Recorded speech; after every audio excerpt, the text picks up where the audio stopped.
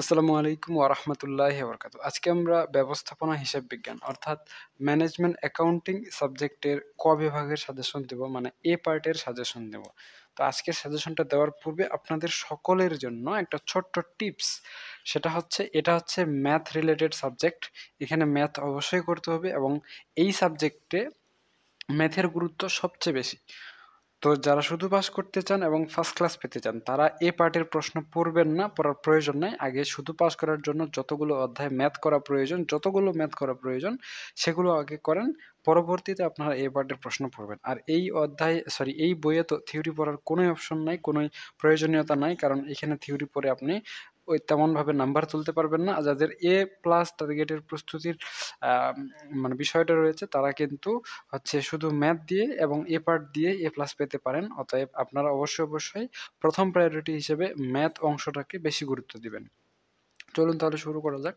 যারা first class এবং এ plus পেতে চান এবং শুধু পাস করতে চান তারা ম্যাথের পরে এ পার্টের জন্য যে কোয়েশ্চেনগুলো পড়বেন সেগুলোর সম্ভাব্য যেই সাজেশনটা রয়েছে সেটা দিচ্ছি। প্রথম chapter introduction to management accounting. এখানে গুরুত্বপূর্ণ প্রশ্ন এবং উত্তর যেগুলো পড়তে হবে, মুখস্থ করতে হবে। তো এখানে 5 নাম্বার প্রশ্নটা, এরপরে হচ্ছে এখানে 8 নাম্বার, 11 নাম্বার এবং 14 নাম্বার, মানে 99% প্রশ্নগুলো এবং 3 স্টার গুরুত্বপূর্ণ প্রশ্নগুলোই আপনাদের জন্য পড়তে হবে। অন্য কোনো প্রশ্ন পড়ার কোনোই প্রয়োজনীয়তা নেই। বুঝতে পেরেছেন? আর আগে অবশ্যই ম্যাথ করবেন। এই ম্যানেজমেন্ট অ্যাকাউন্টিং সাবজেক্টটা মাত্র 7 দিনে যদি গুছিয়ে প্রস্তুতি নিয়ে পাস করতে চান, তাহলে আমাদের স্পেশাল সুপার ফাস্ট ব্যাচ রয়েছে। চাইলে যুক্ত হতে পারেন। ম্যানেজমেন্ট অ্যাকাউন্টিং, ফিন্যান্স, মার্কেটিং সকল বিভাগের জন্যই রয়েছে। এইখানে আমি ডিটেইলসে বলে দিয়েছি A to Z। আপনারা যদি এই ডিটেইলসটা একটু পড়ে দেখেন তাহলেই পূর্ণাঙ্গ ধারণা পেয়ে যাবেন কোন সাবজেক্টে যুক্ত হতে পারবেন এবং কি বিষয়ে। আমি ভিডিওটার শেষে আপনাদের প্রাইভেট গ্রুপ থেকে ভিজিট করায় নিয়ে আসব। হ্যাঁ? তো কস্ট কনসেপ্ট অ্যান্ড ক্লাসিফিকেশনসে 1 নাম্বার প্রশ্ন এবং এখানে 2 নাম্বার প্রশ্নটা আপনাদের জন্য খুবই গুরুত্বপূর্ণ। আপনারা এই ২ টা পড়ে নিবেন। এর পরবর্তীতে এখানে ৩, ৪, তারপরে হচ্ছে ৬, তারপরে ৮, তারপরে ১১, এই পাশে হচ্ছে ২২, এই পাশে ১৫, ১৪, হ্যাঁ?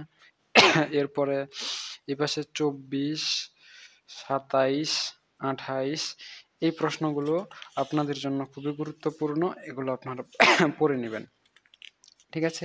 আর অবশ্যই ম্যাথ পড়তে ভুলবেন না। এই সাবজেক্টটা মাত্র ৭ দিনে যদি আমাদের স্পেশাল সুপার ফাস্ট ব্যাচে যুক্ত হতে চান, প্রস্তুতি নেওয়ার জন্য যুক্ত হতে পারেন। আমাকে হোয়াটসঅ্যাপে অথবা কমেন্টে জানালেও আমি এই বিষয়টা আপনাদের ডিটেইলসে বলতে পারবো।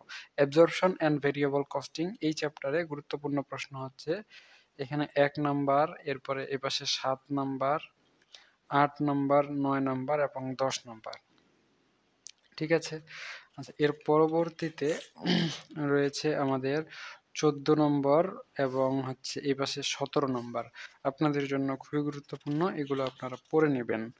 হ্যাঁ, এর পরবর্তীতে চতুর্থ অধ্যায় অ্যাক্টিভিটি বেসড কস্টিং। এখানে গুরুত্বপূর্ণ প্রশ্ন হচ্ছে ১ নাম্বার এবং ৩ নাম্বার, আর এই পাশে হচ্ছে ১০ নাম্বার। এর বাইরে অন্য কোনো চ্যাপ্টারের প্রয়োজনীয়তা নেই।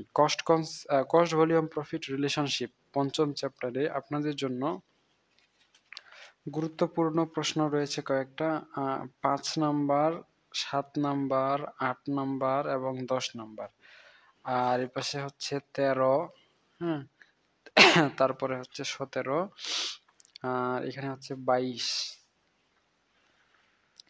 এখানে হচ্ছে ২৩ নাম্বার। এগুলো আপনাদের জন্য খুবই গুরুত্বপূর্ণ। এগুলো ভালো করে আপনারা পড়ে নিবেন। ঠিক আছে? আচ্ছা, এরপরে হচ্ছে ৬ষ্ঠ chapter 11 cost for decision making. এখানে গুরুত্বপূর্ণ প্রশ্ন হচ্ছে ১, এরপরে হচ্ছে ৪, এরপরে হচ্ছে ৯, তারপরে ১৫, ১৬ এবং হচ্ছে ১৮। এই কয়েকটা প্রশ্ন খুবই গুরুত্বপূর্ণ। এগুলো আপনারা ভালো করে পড়ে নিবেন। আচ্ছা, এরপরে ৭ম অধ্যায় বাজেটিং অ্যান্ড বাজেটিং কন্ট্রোল। এখানে গুরুত্বপূর্ণ প্রশ্ন যেগুলো এ পার্টের জন্য পড়তে হবে। এখানে ৩, ৪ এবং হচ্ছে ৫ নাম্বার, আর হচ্ছে এখানে ৮ number, ১৪ number, ১৫ number, ১৮ number, ১৯, ২১, ২২, 24, 28 number আপনাদের জন্য খুবই গুরুত্বপূর্ণ। এগুলো আপনারা ভালো করে পড়ে নেবেন। ঠিক আছে? আচ্ছা।